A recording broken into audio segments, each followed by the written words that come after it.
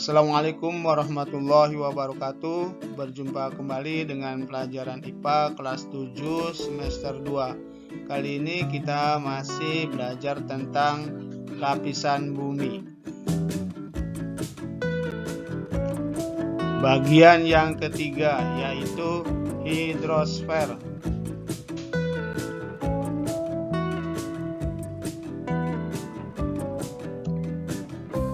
Tujuan pembelajaran kali ini, yang pertama, peserta didik dapat menjelaskan proses daur air. Yang kedua, peserta didik dapat menjelaskan penyebab terjadinya banjir. Dan yang ketiga, peserta didik dapat menjelaskan dampak banjir.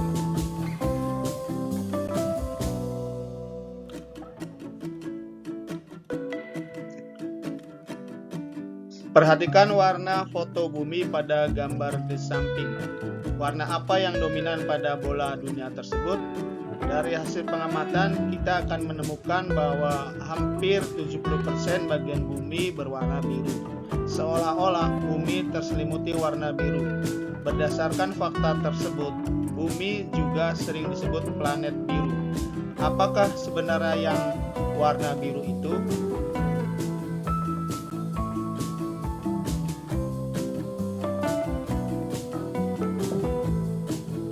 Warna biru menggambarkan perairan yang ada di bumi.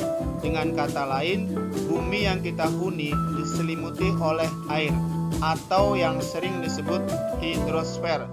Hidrosfer berasal dari kata hidros yang berarti air dan sphaira yang berarti selimut. Jadi, hidrosfer merupakan lapisan air yang menyelimuti bumi. Hidrosfer tidak hanya meliputi perairan yang luas seperti laut dan samudra. Hidrosfer juga meliputi air di danau, sungai, air tanah, dan uap air yang ada di udara.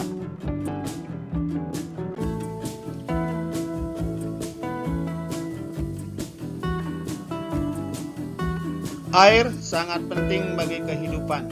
Hampir setiap elemen kehidupan memerlukan air untuk melangsungkan kehidupannya.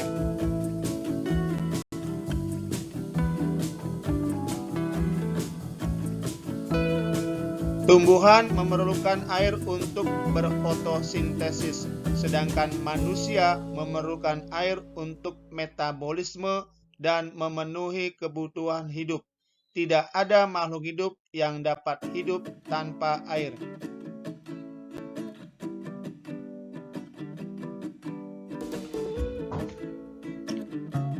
Jika semua makhluk hidup di bumi menggunakan air untuk melangsungkan kehidupannya, apakah air yang ada di bumi akan berkurang dan habis?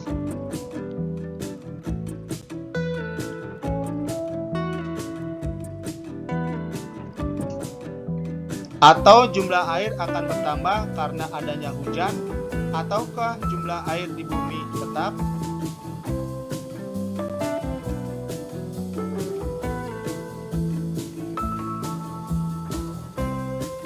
Air yang ada di bumi memiliki sebuah siklus yang dinamakan siklus hidrologi atau siklus air. Siklus hidrologi merupakan sebuah proses daur ulang air secara terus-menerus.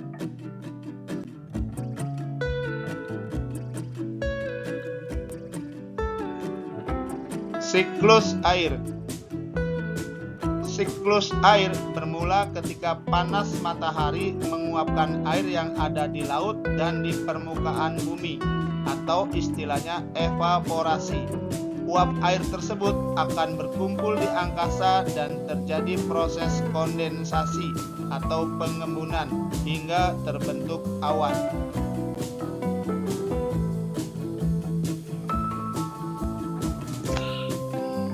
Awan tersebut kemudian akan berjalan sesuai dengan arah hembusan angin.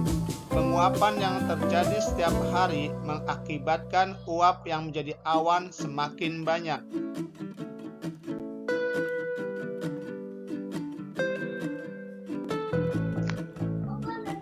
Jika awan sudah tidak dapat menampung uap dari evaporasi, maka uap air di awan akan turun sebagai hujan. Air hujan akan mengisi cadangan air yang berada di permukaan bumi. Proses ini berlangsung terus-menerus.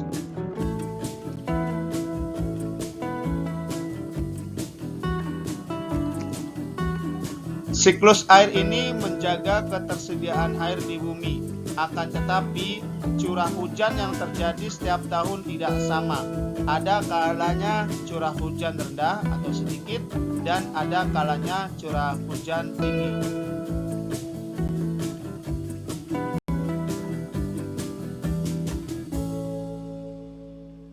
Apabila curah hujan tinggi, simpanan air di permukaan bumi seperti waduk, danau, atau sungai meluap sehingga berpotensi banjir.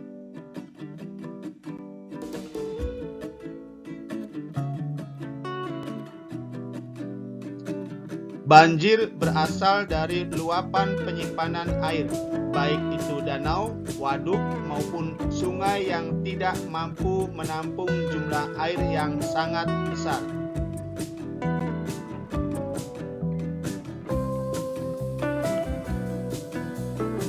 Penyebab terjadinya banjir.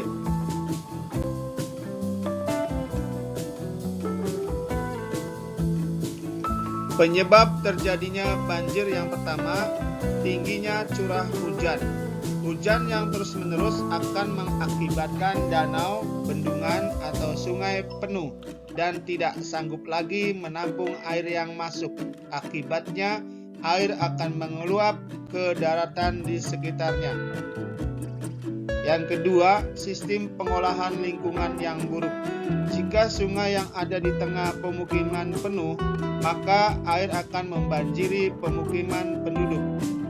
Yang ketiga, akibat perilaku manusia. Perilaku manusia yang membuang sampah di sungai atau saluran pembuangan, akibatnya ketika hujan air tidak akan mengalir. Air terus tertimbun di suatu tempat hingga akhirnya meluap dan menjadi banjir. Yang keempat, pembangunan rumah di bantaran sungai. Rumah bantaran sungai dibangun dengan menggunakan tepian sungai. Akibatnya, lebar sungai akan berkurang dan daya tampung sungai tersebut juga ikut berkurang. Ketika hujan terjadi, sungai tidak mampu menampung air dalam jumlah besar. Akhirnya, air akan meluap ke daerah sekitar.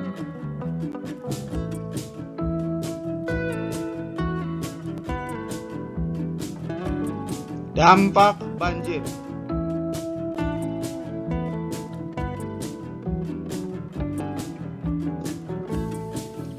Banjir yang melanda suatu daerah dapat memberikan dampak yang serius.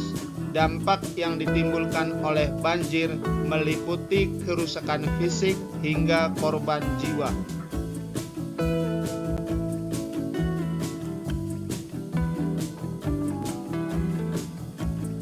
Banjir dapat merusak bangunan seperti rumah, gedung, jalan raya, atau jembatan.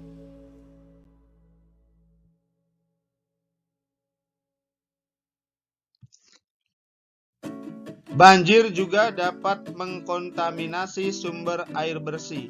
Biasanya banjir telah bercampur dengan lumpur. Apabila banjir bercampur dengan sumber air bersih, maka air bersih akan terkontaminasi.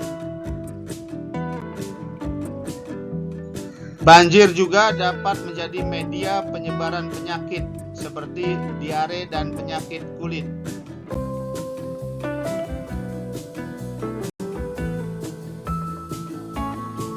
Agar terhindar dari bahaya banjir, kita harus melakukan tindakan siaga banjir, baik sebelum banjir, saat banjir, maupun setelah banjir.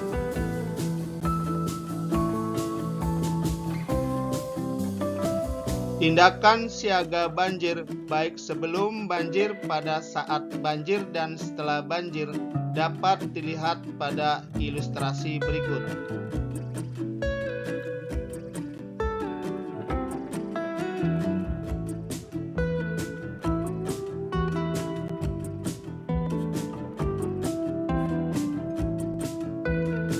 Demikian penjelasan tentang hidrosfer. Semoga bermanfaat. Terima kasih. Wassalamualaikum warahmatullahi wabarakatuh.